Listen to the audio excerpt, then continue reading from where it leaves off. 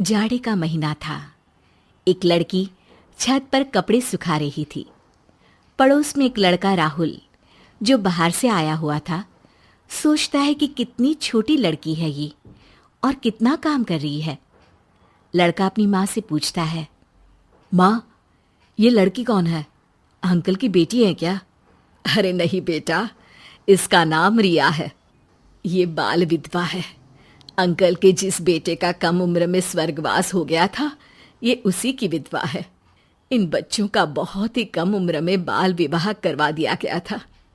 इस बच्ची को इसकी सास भी बेहद परेशान करती है। घर का सारा काम उसी से करवाती है और बात बात पर ताने भी मारती है बेचारी को। राहुल ये सब सुनकर बेहद दुखी हो जाता है। रिया घर में पोछा लगा रही होती है। अरे जल्दी जल्दी हाथ चला कल मुही। जल्दबाजी में रिया का हाथ टेबल से टकराता है और फूलों का गमला नीचे गिरकर टूट जाता है। सास रिया पर हाथ उठा देती है, पर मारने से पहले उसकी उम्र का लिहाज करके रुक जाती है।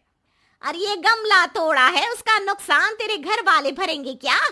ये काम ढंग से नहीं होता तुझसे।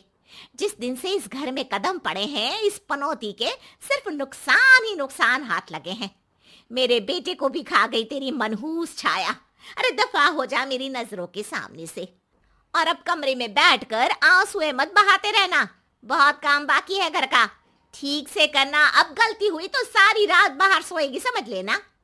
रिया छुप के छत के एक कोने में बैठकर खूब रोती है और रोज की तरह अपने निर्धारित समय पर कपड़े सुखाने छत पर जाती है। राहुल पहले से अपनी छत पे खड़े रिया का इंतजार कर रहा होता है। नमस्ते, आप शायद मुझे नहीं जानती। मैं यहाँ पड़ोस के घर का बेटा हूँ। पढ़ाई के लिए दूसरे शहर में रहता था और वहीं नौकरी लग गई तो यहाँ छुट्टियों में ही आना होता है। राहुल बात करने की कोशिश करता है, लेकिन रिया जवाब नहीं देती और धीरे से नजर झुका लेती है। अब मैंने आपके बारे में सुना, मुझे बहुत बुरा लगा। आप मुझसे शेयर कर सकती हैं अगर चाहे तो। जी नमस्ते। नहीं, ऐसी कोई बात नहीं है। इतने में रिया की सास वहां आ जाती है। रिया घबरा कर कांपने लगती है। कल मुही, तुझे शर्म नहीं आती? मेरे बेटे की विधवा होते हुए दूसरे लड़कों से गप्पे मार रही है। रुक, तेरी तो खबर लेती हूँ आज। नहीं नहीं सासू माँ, मैंने ऐसा कुछ भी नहीं किया है। अरे मुझे पता है ना, तू ही उल्टा है। एक पति से मन नहीं भरा तेरा, जो मेरे बेटे के मरने के बाद तू पराए मर्दों की तरफ नजर डाल रही है। अब रह भूखी, 2 दिन तक एक रोटी नहीं मिलेगी तुझे। जब पेट में चूहे दौड़ेंगे तब तेरी अकल ठिकाने लगेगी। चल नीचे, मुझे 1 घंटे के अंदर सारा खाना बना के तैयार चाहिए। नीचे पूरा दिन सास बहू को बहुत डांटती है। ये सब देखकर ससुर जी को भी समझ में आता है कि उनकी बहू के साथ कितनी ज्यादती हो रही है, लेकिन वो सौम्य व्यवहार के हैं तो वो भी कुछ नहीं बोलते। राहुल रिया के ससुर जी से बात करने का निर्णय लेता है और रिया की सास की गैर मौजूदगी में उनके घर जाता है रिया के ससुर जी से बात करने। नमस्ते अंकल जी, पहचाना आपने? जी मैं वही हूँ जिसको आप लोग गलत समझते हो। अरे नहीं नहीं बेटा, हम गलत नहीं समझते तुमको, लेकिन बस घर की मुखिया के आगे हम कुछ बोल नहीं पाते। अंकल जी, आपकी बहू की उम्र कितनी कम है। बाल विवाह के कारण आज उसको ऐसा जीवन बिताना पड़ रहा है। उसके कितने सपने रहे होंगे।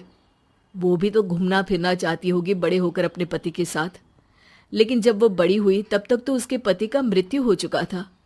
आप उसकी शादी करवा दीजिए, पूरी जिंदगी पड़ी है उसके सामने, वो संभल जाएगी।